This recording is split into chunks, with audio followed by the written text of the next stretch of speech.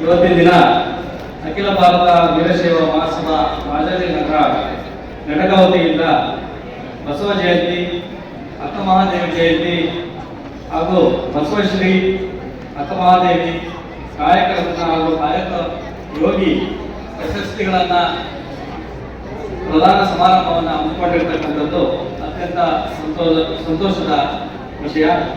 ಈ ಒಂದು ಕಾರ್ಯಕ್ರಮದ ದಿವ್ಯ ಸಾನ್ನಿಧ್ಯವನ್ನು ವಹಿಸಿರ್ತಕ್ಕಂತಹ ಪರಮ ಪೂಜ್ಯ ಶ್ರೀ ಸಿದ್ದೇಶ್ವರ ಮಹಾಸ್ವಾಮಿಗಳು, ಸಿದ್ಧಗಂಗಾ ಮಠ, ಶಿವಾನುಭವ ಚರಮೂರ್ತಿ ಶ್ರೀ ಶಿವರುದ್ರ ಮಹಾಸ್ವಾಮಿಗಳು, ಶ್ರೀ ಬೇಲಿ ಮಠ ಹಾಗೂ ಈ ಕಾರ್ಯಕ್ರಮದಲ್ಲಿ ಆಸೀನರಾಗಿ ಪ್ರಶಸ್ತಿಯನ್ನ ಪಡೆದಂತಹ ಅಕ್ಕಮಹಾದೇವಿ ಪ್ರಶಸ್ತಿಯನ್ನು ಪಡೆದಂತಹ ಶ್ರೀಮತಿ ತೇಜಸ್ವಿನಿ ಅನಂತಕುಮಾರ್ ಅವರು, ಈ ಕಾರ್ಯಕ್ರಮದಲ್ಲಿ ಆಸೀನರಾಗಿರ್ತಕ್ಕಂತಹ ಶ್ರೀಮತಿ ಗಂಗಾಧರ ಮಲ್ಲಿಕಾರ್ಜುನ್ ಅವರು, ಹಿರಿಯ ವಕೀಲರಾದಂತಹ ಚಂದ್ರಮೌಳಿ ಸಾಹೇಬರು, ಕೆ ವಿ ಮಲ್ಲಿಕಾರ್ಜುನ್ ಸ್ವಾಮಿಯವರು, ಬಿ ಎಸ್ ಸಚ್ಚಿದಾನಂದ ಮೂರ್ತಿ ಅವರು, ಸ್ನೇಹಿತರಾದ ಜಿ ಮನೋಹರ್ ಅವರು ಮತ್ತು ವೇದಿಕೆ ಮೇಲೆ ಆಸೀನಲ್ಲಿರ್ತಕ್ಕಂತಹ ಎಲ್ಲ ಗುರು ಹಿರಿಯರು, ಸಮಾಜದ ಬಂಧುಗಳು ಮತ್ತು ಇಷ್ಟೊಂದು ಸಂಖ್ಯೆಯಲ್ಲಿ ಈ ಒಂದು ಕಾರ್ಯಕ್ರಮಕ್ಕೆ ಆಗಮಿಸಿರ್ತಕ್ಕಂತಹ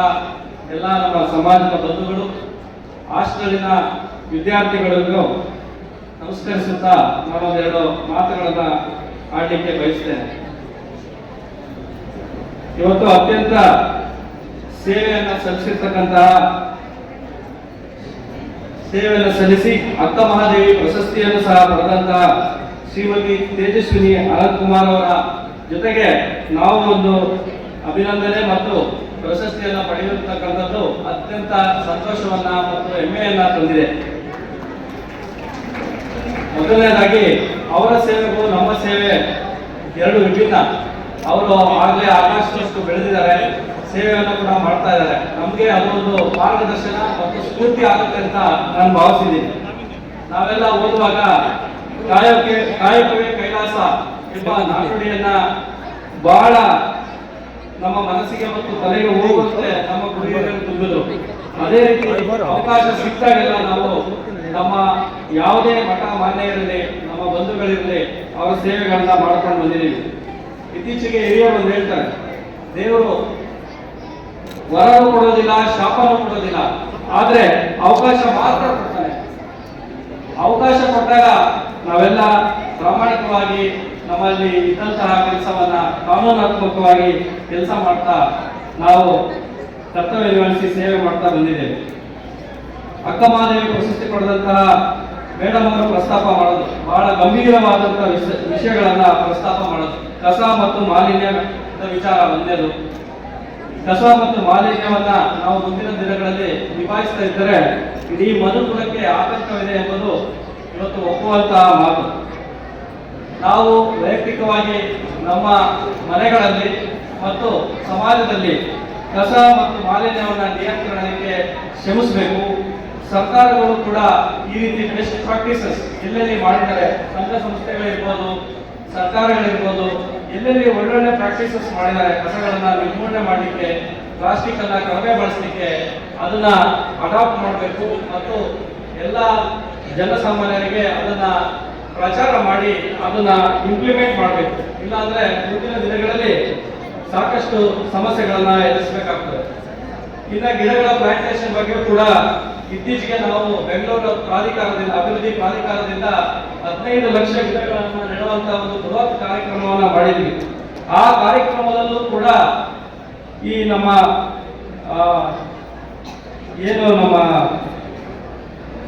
ಅದಮ್ಯ ಅಧ್ಯಕ್ಷರು ಅದಮ್ಯ ಚೇತನ ಫೌಂಡೇಶನ್ ಅವರ ವತಿಯಿಂದ ನಮ್ಮ ಬನಶಂಕರಿನಲ್ಲಿ ಸಾಕಷ್ಟು ಸಹಾಯ ನೀಡಿ ಅವರು ನಮಗೆ ಗಿಡ ಹಾಕಲಿಕ್ಕೆ ಕೂಡ ನೆರವಾಗಿದ್ದಾರೆ. ಅವರು ಕೂಡ ಆ ಗಿಡಗಳನ್ನ ಕೂಡ ಮೇಂಟೈನ್ ಕೂಡ ಮಾಡ್ತಾ ಇದ್ದಾರೆ.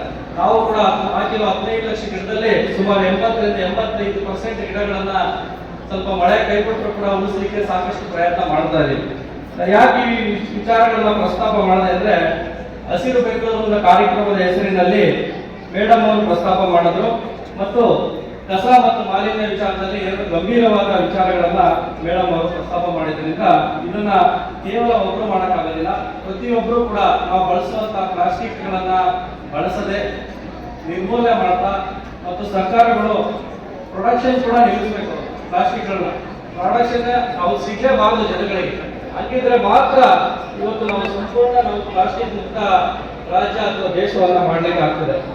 ಎರಡನೇ ವಿಚಾರ ನಾನು ಮಾತಾಡ್ತಕ್ಕಂಥದ್ದು, ನಾನಿದೇ ಕರ್ನಾಟಕ ವೀರಶೈವ ಜಾಗೃತಿ ಹಾಸ್ಟೆಲ್ನಲ್ಲಿ ಸುಮಾರು 3 ವರ್ಷ ಓದಿದೆ. ಅದರಿಂದ ಹಾಸ್ಟೆಲ್ ವಿದ್ಯಾರ್ಥಿಗಳು ಬಹಳಷ್ಟು ಜನ ಇಲ್ಲಿದ್ದೀರಿ, ಚಿಕ್ಕವರಿದ್ದೀರಿ, ಸ್ವಲ್ಪ ದೊಡ್ಡ ಹುಡುಗರು ಕೂಡ ಇದ್ದೇ ಇದೆ. ಸೊ ಈಗ ಹೆಣ್ಮಕ್ಳ ಹಾಸ್ಟೆಲ್ ಕೂಡ ಇದೆ. ಸೊ ಅದರಿಂದ ನಮ್ಮ ಸಮಾಜದ ಬೆಳವಣಿಗೆಗಳಲ್ಲಿ ನಮ್ಮ ಹಾಸ್ಟೆಲ್ಗಳ ಪಾತ್ರ ಬಹಳ ಇದೆ. ರಾಜಕಾರಣಿಗಳ ಪಾತ್ರ ಎಷ್ಟಿದೆಯೋ ಗೊತ್ತಿಲ್ಲ. ಸಮಾಜದ ಬೆಳವಣಿಗೆಯಲ್ಲಿ, ವಿದ್ಯಾಭ್ಯಾಸದ ಬೆಳವಣಿಗೆಯಲ್ಲಿ ನಮ್ಮ ಹಾಸ್ಟೆಲ್ಗಳು ಮತ್ತು ಮಠದ ಪಾಲುಗಳು ಬಹಳ ಇದೆ.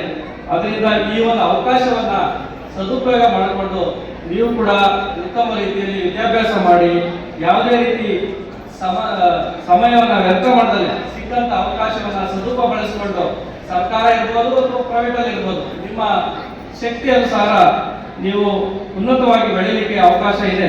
ಇವತ್ತಿನ ಡಿಜಿಟಲೈಸೇಷನ್ ಯುಗದಲ್ಲಿ ಮಕ್ಕಳು ಪ್ರತಿದಿನ ಮೊಬೈಲು, ಟಿವಿ ಮತ್ತು ಇತರೆ ಇದಕ್ಕೆ ಅತಿಯಾಗಿ ಕಟ್ಟಿಬಿದ್ದು ವ್ಯಸನಿಗಳಾಗ್ತಾ ಇರ್ತಕ್ಕಂಥದ್ದು ಮತ್ತು ನಮ್ಮ ಒಂದು ಬ್ರೈನ್ ಅವೇಕನಿಂಗ್ ಥಿಂಕಿಂಗ್ ಲೆವೆಲ್ ಕೂಡ ಒಂದು ಕಡಿಮೆ ಆಗ್ತಾ ಇದೆ. ನಿಮ್ಗೆ ಏನ್ ಬೇಕು ಯೂಸ್ ಮಾಡಿಬಿಟ್ರೆ ಎಲ್ಲ ಅದರಲ್ಲೇ ಬರುತ್ತೆ. ನೀವು ಆರ್ಕಿಟೆಕ್ಚರ್ ಕೊಟ್ರಿ ಅದರಲ್ಲೇ ಬರುತ್ತೆ.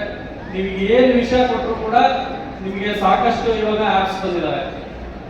ಅದರಲ್ಲಿ ಕ್ಲೌಡ್ ಇರ್ಬೋದು, ಸಾಕಷ್ಟು ಬಂದಿದ್ದಾವೆ. ಅದರಲ್ಲಿ ನೀವು ಯಾವ್ದು ಯೂಸ್ ಮಾಡಿದ್ರು ಅದರಲ್ಲೇ ಬರುತ್ತೆ.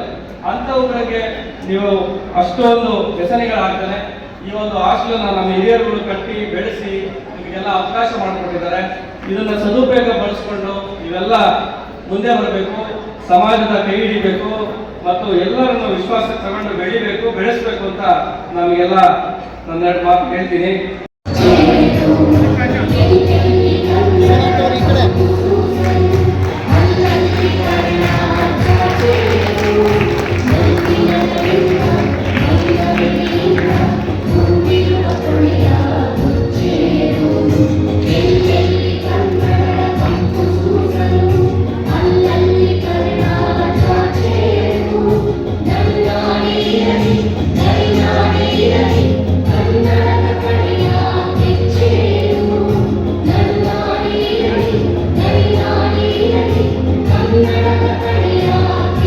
ಸ್ವಲ್ಪ ಮುಂದೆ ಬನ್ನಿ ಸರ್.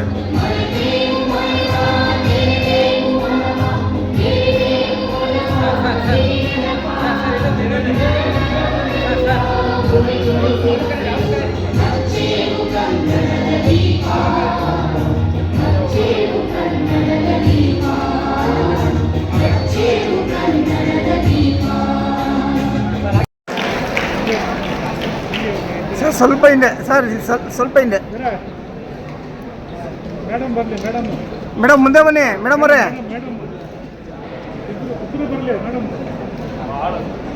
ಮೇಡಮ್ ಇಬ್ರು ಮುಂದೆ ಬನ್ನಿ ಮೇಡಮ್, ಅವ್ರು ಕಾಣ್ತಾ ಇಲ್ಲ. ನಮ್ಮ ಕ್ಷೇತ್ರದಲ್ಲಿ ಸೌಜನ್ಯ ಸಜ್ಜನಿಕೆಯಿಂದ ಸರ್ಕಾರದ ಸೇವೆಯನ್ನ ಸಲ್ಲಿಸ್ತಾ ಇರ್ತಕ್ಕಂಥ ಶಿವಕುಮಾರ್ ಸರ್ ಅವರಿಗೆ ತುಂಬ ಹೃದಯದ ಧನ್ಯವಾದಗಳು ಹಾಗೂ ಅಭಿನಂದನೆಗಳನ್ನ ಸಲ್ಲಿಸ್ತಾ ಇದ್ದೀವಿ. ಭಕ್ತಿ ಕಾಯಕ ಜ್ಞಾನ ನುಡಿ ಭಂಡಾರಿ ಅನುಭವಿ ವಚನಗಳ ಕವಿ, ಜನಸೇವೆಯ ನೀತಿಯನ್ನ ಜಾತಿ ಮತದ ಎಲ್ಲೆ ಮೀರಿ ಜಗಜ್ಯೋತಿ ಸ್ವರೂಪ ಅಂತರಂಗ ಬಹಿರಂಗ ಶುದ್ಧಿಯಿಂದ ವೀರ ವಿರಾಗಿ ಕರ್ನಾಟಕದ ಇತಿಹಾಸದಲ್ಲಿ 12ನೆಯ ಶತಮಾನ ಒಂದು ವಿಶಿಷ್ಟವಾದ ಕಾಲಘಟ್ಟ. ಜಡ್ಡು ಹಿಡಿದು ಮೌಢ್ಯ ತುಂಬಿದಂತಹ ಸಮಾಜಕ್ಕೆ ವೈಚಾರಿಕತೆಯ ಸ್ಪರ್ಶ ನೀಡುವ ಮೂಲಕ ಒಂದು ನವ ಸಮಾಜದ ಸೃಷ್ಟಿಯ ಕನಸನ್ನ ಕಂಡಂತಹ ಮಹಾ